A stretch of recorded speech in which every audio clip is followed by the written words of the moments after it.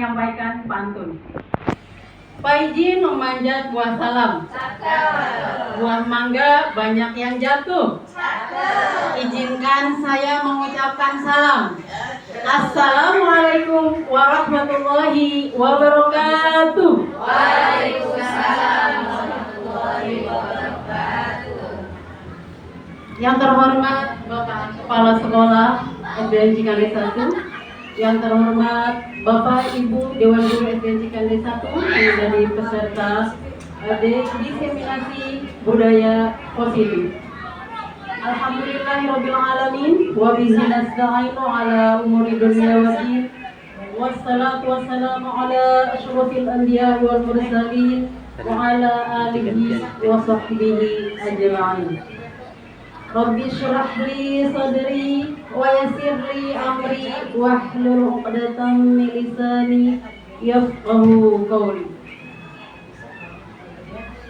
Puji beserta syukur marilah kita panjatkan kehadirat Allah Subhanahu wa taala yang atas berkat nikmat Allah Subhanahu wa taala pada kesempatan siang hari ini kita bisa berkumpul menuntut ilmu. Alhamdulillah. Salawat beserta salam semoga selalu tercurahkan kepada junjungan kita yakni Nabi Muhammad sallallahu alaihi wasallam, pada para sahabatnya, keluarganya, dan mudah-mudahan kita selaku umatnya nanti di yaumil akhir mendapat syafaat dari beliau. Bapak, Ibu, hadirin sekalian, izinkan saya kembali menyampaikan pantun. Pipi rusak jangan dipukul, nanti dia bisa mati. Karena semua sudah terkumpul, izinkan saya untuk memulai presentasi. Tepuk tangannya dong buat saya, buat kita semua. Baik Bapak Ibu sekalian, sebelumnya saya mohon izin untuk melakukan aksi nyata diseminasi budaya positif yang diadakan di SDN Cikande 1.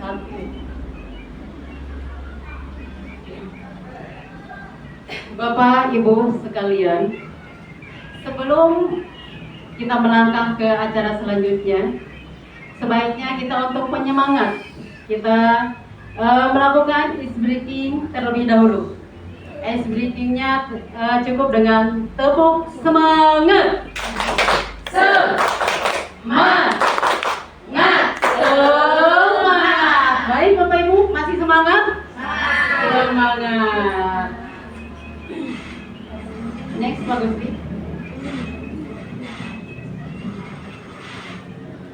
Bapak Ibu sekalian, peserta diseminasi, pada kesempatan ini saya akan menyampaikan tentang budaya positif di sekolah.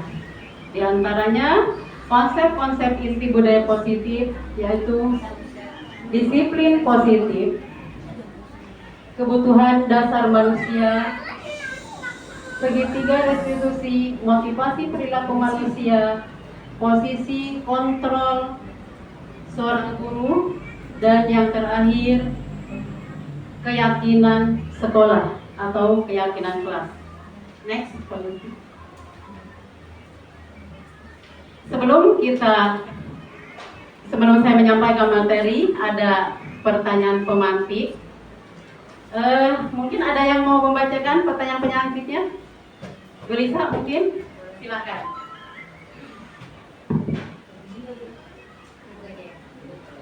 Pertanyaan pemantik, contoh kasus. Ibu Mia adalah guru wali kelas 2 di sekolah dasar. Senang hati, Ibu Mia sedang bingung menghadapi salah satu muridnya, Devran. Hampir setiap hari mendapat laporan bahwa Devran sering meminta bekal makan siang kepada mereka dengan cara memaksa. Sehingga banyak murid yang mengadu kepada Bu Mila. Pertanyaannya, Pertanyaannya, mengapa Devran melakukan hal tersebut? Dan yang kedua, apa kira-kira yang harus dilakukan Bumia? Baik Bapak Ibu, dari contoh kasus yang tadi sudah dibacakan Bu Lisa, kira-kira untuk yang menjawab pertanyaan satu, mengapa Devran melakukan hal tersebut? Silakan, mungkin ada yang mau menjawab? Ibu? Silakan.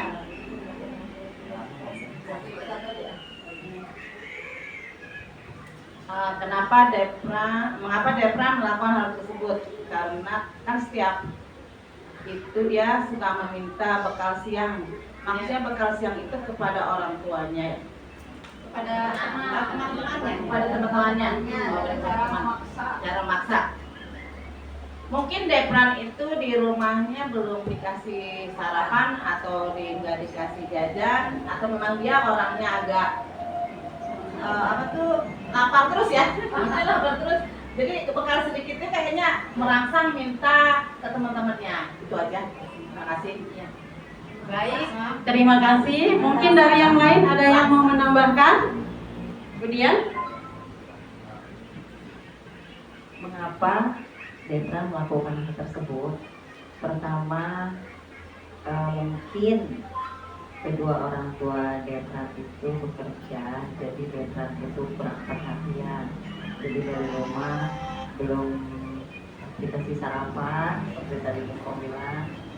Terus untuk makan siangnya juga lapar, jadi dengan sangat memaksa harus dituruti kemauannya. baik, terima kasih. Untuk pertanyaan yang kedua, mungkin ada yang mau menjawab? Untuk pertanyaan kedua, silakan Ibu Emil, Ibu Haji Emil.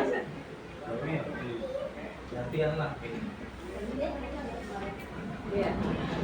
Untuk pertanyaan yang kedua, ini menurut saya ya, apa kira-kira yang harus dilakukan Bumia?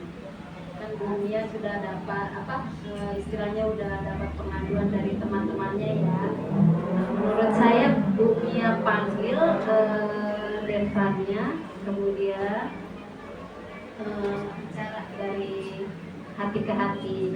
Kalau menurut saya, kenapa sih Devran suka memaksa temannya meminta bekal teman-temannya gitu? Apakah Devran di rumah tidak diberi uang jajan atau tidak sarapan dulu? Itu aja menurut saya. Baik, terima kasih Bapak Ibu sekalian. Sebelum ke materi selanjutnya, untuk menjawab pertanyaan-pertanyaan yang tadi, ya, kita akan lanjut dulu. Nanti kita akan menemukan jawabannya di materi yang akan kita bahas. Silakan, Pak. Materi yang akan disampaikan pada hari ini, insya Allah saya akan menyampaikan yang pertama 5 kebutuhan dasar manusia, terus restitusi, 5 posisi kontrol, segitiga restitusi, dan keyakinan kelas. Baik. Untuk yang pertama yaitu 5 kebutuhan dasar manusia. Bapak Ibu sekalian, tadi yang dilakukan Devran, menurut jawaban dari Bapak Ibu, kenapa Devran sampai melakukan hal tersebut? Karena di rumahnya belum diberi sarapan atau belum diberi jajan. Ada juga karena kurang perhatian dari orang tuanya. Baik, terima kasih. Pada dasarnya, setiap orang berperilaku itu ada tujuan tertentu, yaitu ingin memenuhi kebutuhan dasar hidupnya. Sama halnya yang dilakukan oleh Devran tadi. Devran kenapa melakukan hal tersebut? Karena Devran belum terpenuhi salah satu kebutuhan dasarnya. Di antaranya yaitu mungkin kebutuhan dasarnya yang pertama untuk memenuhi untuk mempertahankan hidup. Sebelumnya saya akan jelaskan dulu apa itu yang dimaksud dengan kebutuhan dasar manusia. Kebutuhan manusia adalah segala sesuatu yang dibutuhkan oleh manusia untuk mempertahankan keseimbangan kondisi fisiknya dan psikologis yang bertujuan untuk mempertahankan kehidupan dan kesehatan. Nah, kebutuhan dasar manusia menurut Dr. William Glasser yaitu yang pertama untuk bertahan hidup, yang kedua mendapatkan kasih sayang dan rasa diterima, yang ketiga kebebasan, yang keempat kesenangan, dan yang kelima penguasaan. Next. Yang pertama, bertahan hidup atau survival. Kebutuhan untuk bertahan hidup itu diantaranya untuk memenuhi fisiologis, sandang, pangan, papan, kesehatan. Nah, menurut filosofi Ki Hajar Dewantara, kita seorang pendidik itu diibaratkan seorang petani. Petani yang menyemai bibit padi. Apa yang akan dilakukan petani itu untuk supaya memenuhi untuk mendapatkan hasil padi yang bagus? Kira-kira apa yang akan dilakukan oleh petani tersebut? Untuk supaya mendapatkan hasil dari pertaniannya yang super, yang bagus, kira-kira apa yang akan dilakukan petani tersebut? Mungkin ada yang jawab? Memberi pupuk.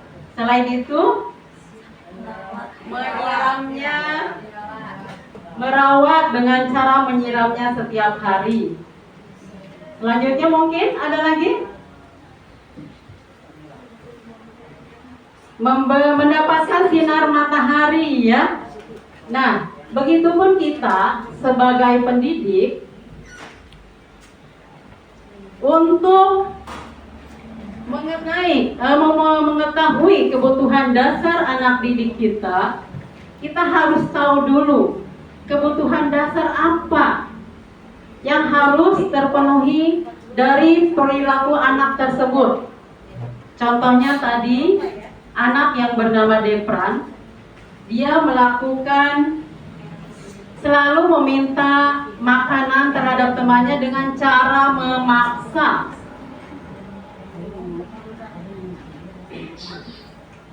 Sehingga setelah Ibu Dewi tadi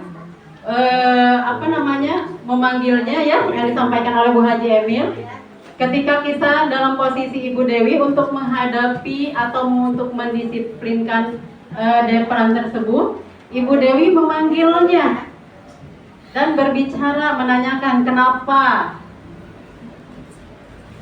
melakukan hal tersebut.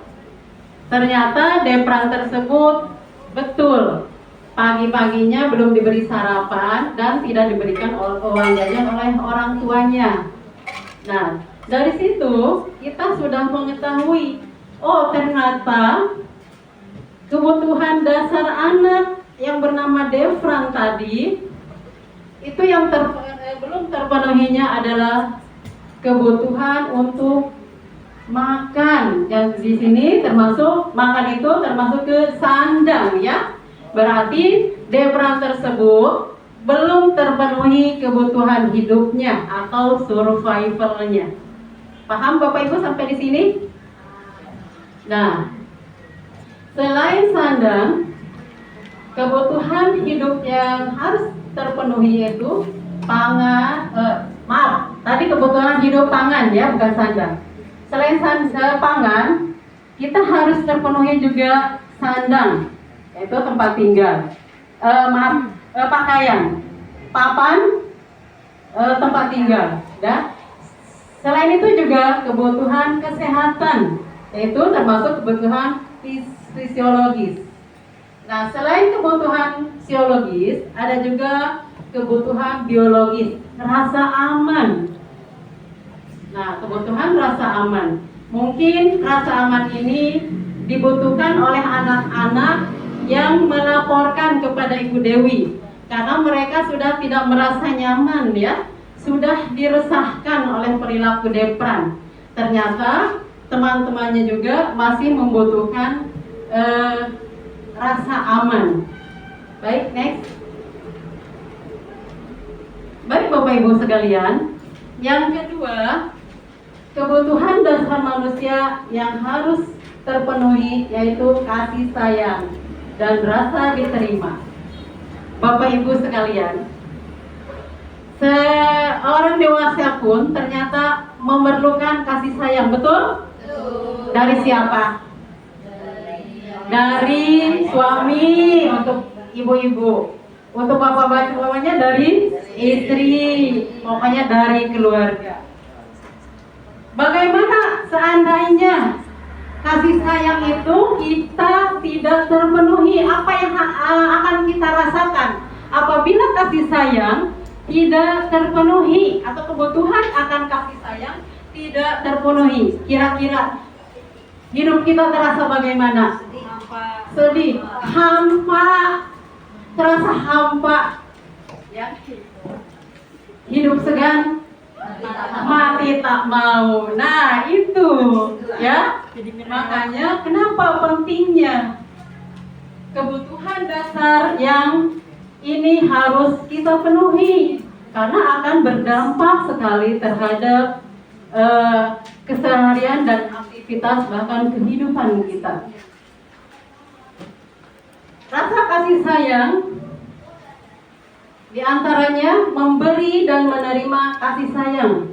Anak-anak itu membutuhkan, anak kita, anak didik ya, terutama anak didik kita membutuhkan kasih sayang dari semuanya, dari teman, dari guru, dari orang tua, bahkan dari semuanya. Dan selain membutuhkan, dia juga akan memberikan ya kepada orang-orang di sekitarnya. Diterima dan disukai oleh lingkungannya, ya.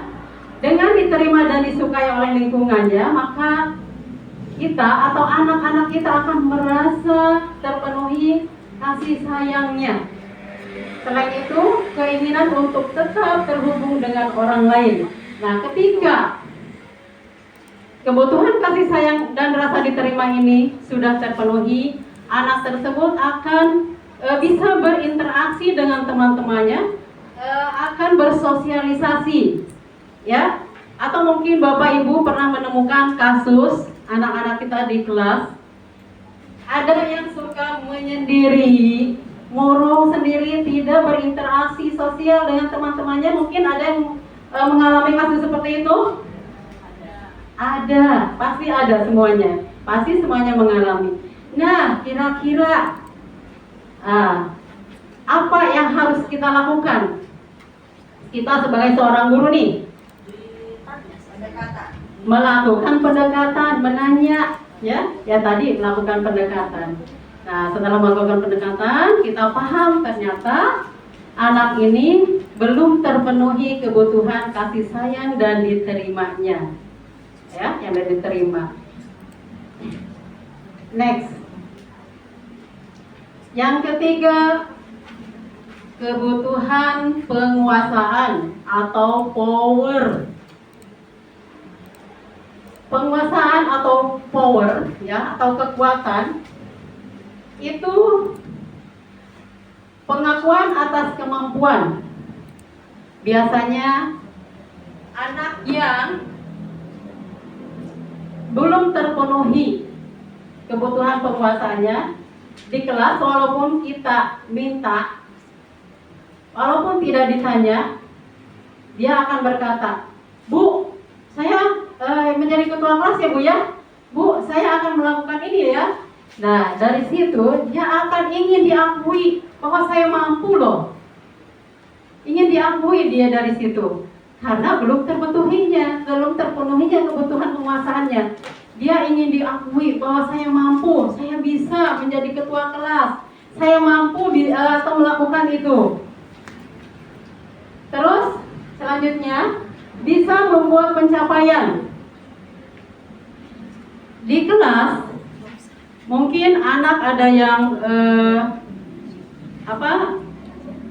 prestasi akademiknya meningkat, prestasi akademiknya bagus. Dia itu, kalau seperti itu, berarti dia sudah sudah terpenuhi penguasaan pohonnya, ya, bisa mencapai apa yang diinginkannya. Dia bisa mencapai prestasi. Dia ingin membuktikan bahwa saya mampu loh, saya mampu mencapai prestasi. Terus kompeten. Setelah itu juga bisa membuat perbedaan, ya, diakui, ingin diakui, selalu ingin diakui, selalu ingin dihormati. Nah, biasanya anak juga yang berperilaku terhadap teman-temannya mungkin suka jahil, ya, suka jahil itu ternyata ingin diakui, ingin dihormati, ya, bahwa saya ini pengen gitu diakui, ingin dihormati. Nah, itu ternyata mereka itu masih membutuhkan kebutuhan dasarnya penguasaan atau power. Next, kebebasan. Yang keempat yaitu kebebasan atau freedom. Untuk kebebasan ini mampu mengendalikan hidup seseorang. Kemandirian, otonomi, memiliki pilihan. Biasanya anak yang belum terpenuhi kebutuhan hidup tentang kebebasan ini, di kelas contoh kasusnya mungkin ada kasusnya seperti anak kita menyampaikan materi matematika, tapi ada salah satu anak yang menggambar aja, dia tidak mau mengikuti pelajaran matematika itu, menggambar aja, ya. Atau mungkin ketika sedang pembelajaran berlangsung, dia tidak konsentrasi, ya itu. Dia mungkin sering keluar, di luar malah main-main, gitu ya. Nah, dari situ kita sebagai guru harus jeli untuk mengetahui ternyata karakteristik belajar anak itu kan unik, ya, berbeda-beda. Kita tidak bisa menyamakan karakteristik anak, disamaratakan cara belajarnya. Jadi kita harus memahami betul anak A ini karakternya seperti ini. Oh, dia mungkin lebih suka dengan kebebasan. Maka ditanyalah, nak, pembelajaran yang bagaimana yang kamu inginkan? Contohnya, saya hobinya menggambar, Bu. Baik, kalau hobinya menggambar, kita fasilitasi. Jangan dipaksa dia hobi menggambar, dipaksa untuk menyelesaikan soal matematika ketika pembelajaran hari itu contohnya. Boleh itu, Bu, seperti itu. Jadi anak yang sudah terpenuhi kebutuhan hidupnya, di antara ciri-cirinya itu mampu mengendalikan hidup seseorang, ya. Terus bisa mandiri, otonomi, dan memiliki pilihan. Dia sudah bisa menentukan pilihan. Saya milih menggambar aja, Bu. Nah, itu anak yang memiliki itu ciri-cirinya. Baik, next. Dan yang terakhir dari kebutuhan dasar manusia yaitu kesenangan atau fun, have fun gitu ya. Ciri-cirinya bagaimana anak yang sudah terpenuhi kebutuhan dasar tentang kesenangan? anak tersebut mampu mengendalikan hidup seseorang.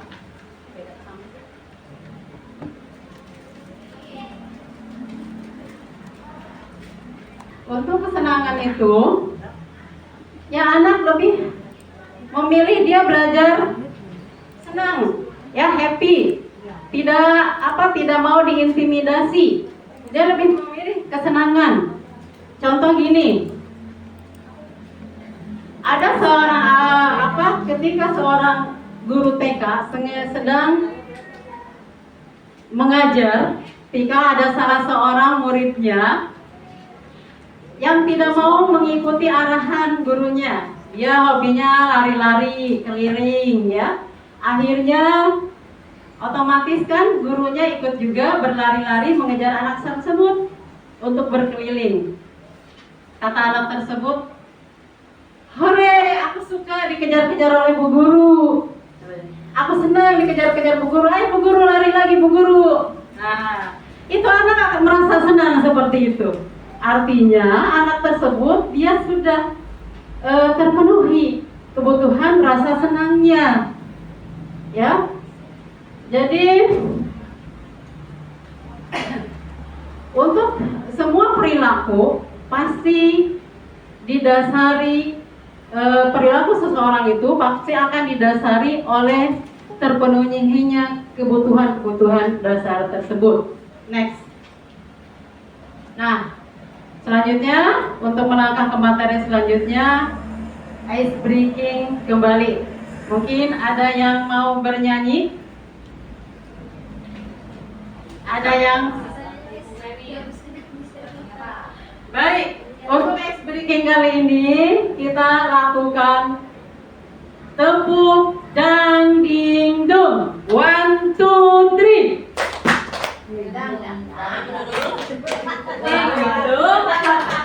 Ding ding ding.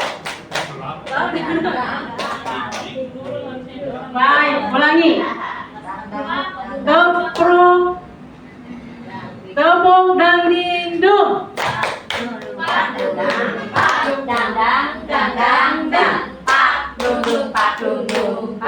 Ding ding ding ding ding. Pak dung dung pak dung dung pak dung dung dung dung dung. Dang dang dang dang dang dang. Ding ding ding ding ding ding. Dung dung dung dung dung dung. Sip, aha aha. Sip, aha aha. Baik, terima kasih untuk kita semua. Semangat. Untuk semangat.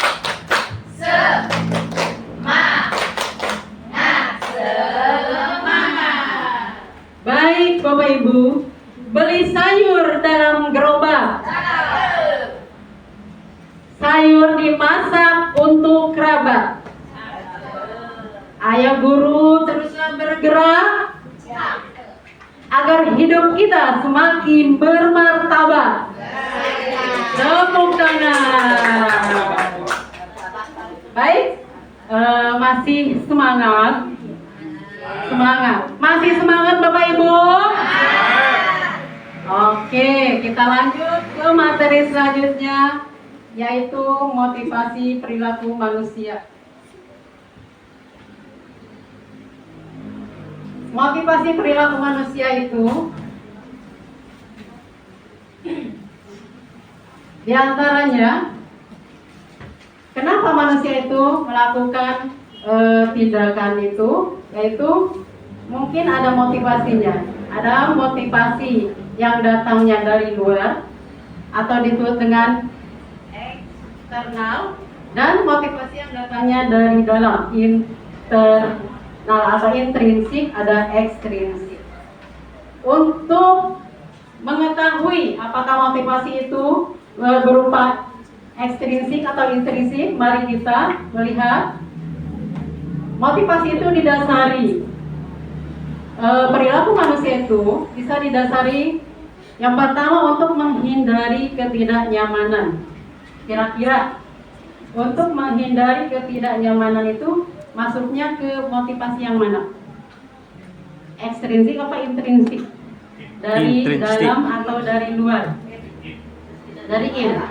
Dari luar atau dari dalam? Dari untuk menghindari ketidaknyamanan. Baik, contohnya, Ibu Mira selalu datang ke sekolah tepat waktu untuk menghindari teguran dari kepala sekolah. Itu kira-kira motivasinya ekstrinsik apa intrinsik? X apa in? X-nya dari mana? Karena menghindari teguran dari kepala sekolah. Artinya ada reaksi dari luar, kan? Nah, itu berarti Bu Mira, siapa tadi? Ibu Mira datang ke sekolah itu karena takut ditegur oleh kepala sekolah. Berarti itu motivasi datangnya dari luar karena ingin takut ditegur, bukan datang dari hati. Baik, untuk yang selanjutnya, untuk mendapatkan imbalan atau penghargaan dari orang lain, X atau in? Ekstrinsik, ya. Berarti itu datangnya motivasi dari luar. Contohnya mungkin tadi seperti Ibu Mira selalu datang tepat waktu karena ingin mendapat penghargaan dari kepala sekolah. Dan yang selanjutnya, motivasi perilaku manusia itu didasari untuk menjadi orang yang mereka inginkan dan menghargai diri sendiri dengan nilai-nilai yang mereka percaya. Kira-kira motivasi ini ekstrinsik atau intrinsik? Intrinsik. Ya. Berarti yang terakhir, yang ketiga ini motivasinya termasuk intrinsik. Contohnya, Ibu Mira selalu datang ke sekolah tepat waktu karena ingin mendisiplinkan diri dan bertanggung jawab atas keyakinan yang ia yakini. Berarti itu motivasi itu tidak ada tuntutan dari luar, datangnya dari dalam diri sendiri, keinginan sendiri, karena tujuannya karena sebagai bentuk tanggung jawab, ya, bentuk tanggung jawab untuk mendisiplinkan diri. Itu, dan dia percaya dengan nilai-nilai yang dia lakukan itu nilai-nilai yang dia yakini, gitu. Baik, selanjutnya, next Pak. Nah, selama ini kita miskonsepsi tentang teori, ya, tentang teori kontrol. Ya, sebagaimana mungkin sudah ada yang tahu, selama ini kita meyakini bahwa guru mengontrol murid itu dengan apa ini? Coba tolong Pak Gusti, tolong bacakan. Yang ilusi, ya. Ilusi guru mengontrol murid. Ilusi bahwa semua penguatan positif dan bermanfaat. Nah, baik. Selama ini kita berkeyakinan bahwa kita berpikir, berilusi, ya, berhayal bahwa guru itu bisa mengontrol murid, bisa murid itu bisa harus mengikuti semua keinginan atau perintah guru. Selama ini yang kita yakini seperti itu, betul kan? Betul. Selanjutnya, ilusi bahwa kritik dan membuat rasa bersalah mampu menguatkan karakter. Dengan kita mengkritik anak, ya, kita yakin bahwa dengan cara mengkritik anak bisa menguatkan karakter anak, bisa mendisiplinkan anak, gitu ya. Itu masih kita yakini selama ini. Terus, ilusi bahwa orang dewasa berhak memaksa. Ya, kita orang dewasa berhak memaksa mengikuti apa kata kita, ya. Anak harus ikut apa perintah kita. Next. Pertanyaan pemantik. Tolong ada yang mau membacakan, mungkin Ibu Siti atau yang lainnya, Ibu Serin. Ya, Sherlyn. Tolong bacakan. Ibu Serin, bacakan. Agak kelihatan Bu Eva, silakan. Karena dipanggil masuk ke ruangan Ibu Dewi wali kelas 6 di SD Makmur ketika jam istirahat. Bu Dewi mendapat laporan dari teman kelompok piketnya bahwa tadi pagi Hana tidak melaksanakan piket karena datang terlambat. Pertanyaannya, jika Anda di posisi Bu Dewi, disiplin apa yang akan Anda terapkan terhadap Hana?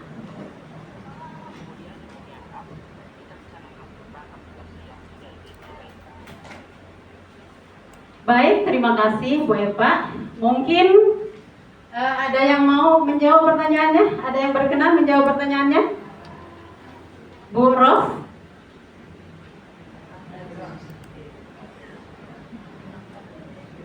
Bila ya bila. Nora yang tua. Yang tua belum bisa. Jika saya sebagai Ibu Dewi, maka saya akan memanggil Hana. Akan saya panggil Hana, diperingatkan dan diberi hukuman. Diberi hukuman. Baik. Ada yang mau menambahkan? Bu Nurul? Enggak.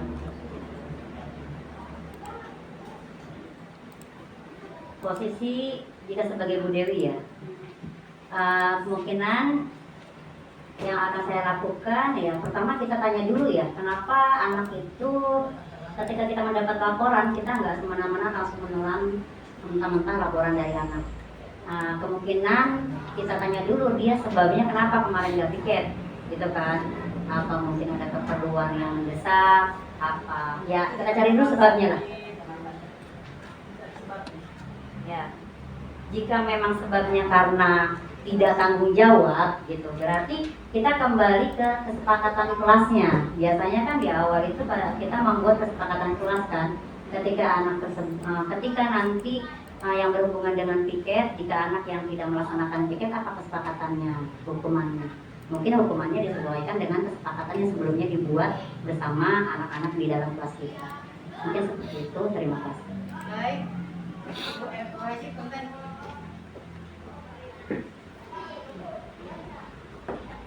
Baik, semuanya jawabannya bagus.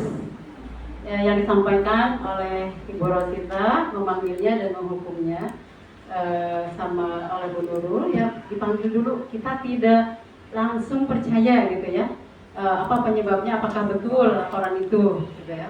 Baik Bapak Ibu, mungkin nanti dari pertanyaan pemantik ini jawabannya ada di materi yang selanjutnya. Next. Restitusi 5 posisi kontrol. Posisi kontrol guru merujuk pada berbagai pendekatan yang digunakan oleh mereka dalam mengelola perilaku dan disiplin di kelas.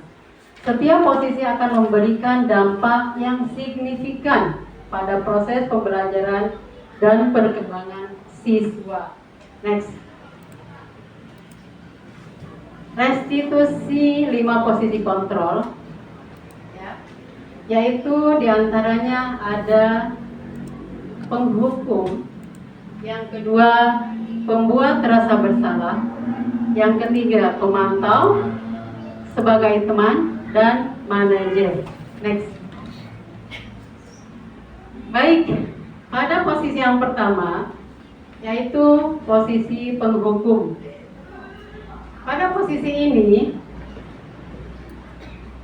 posisi penghukum ini, seorang guru akan memposisikan menghardik ketika menghukum, ya, atau mungkin orang tua ya. Ini tidak dikhususkan untuk guru saja, untuk orang tua juga. Yaitu posisinya menghardik, menunjuk-nunjuk, berkacak pinggang, membentak. Nah, jadi posisi penghukum itu akan seperti itu, ya, bahasanya tinggi ya, dengan cara menghardik sambil menunjuk-nunjuk, bahkan berkacak pinggang dan membentak. Apa yang terjadi apabila kita sebagai guru ya berposisi sebagai penghukum? Ya, itu tentu dampaknya terhadap anak kita, ya, murid menjadi pendendam nantinya, betul nggak? Karena sudah dibentak, apalagi mungkin membentaknya di depan teman-temannya, ditunjuk-tunjuk sambil melotot gitu. Ya, murid akan, itu dampak terhadap murid. Murid akan menjadi seorang yang pendendam. Lihat aja nanti kalau saya udah gede. Bahkan banyak ya sekarang kasus guru, naudzubillah min dzalik, kasus guru yang dibunuh oleh anak muridnya. Pernah mendengar di medsos? Ya, naudzubillah min dzalik, jauh-jauh dari hal seperti itu. Itu mungkin karena kita salah dalam memperlakukan anak didik kita.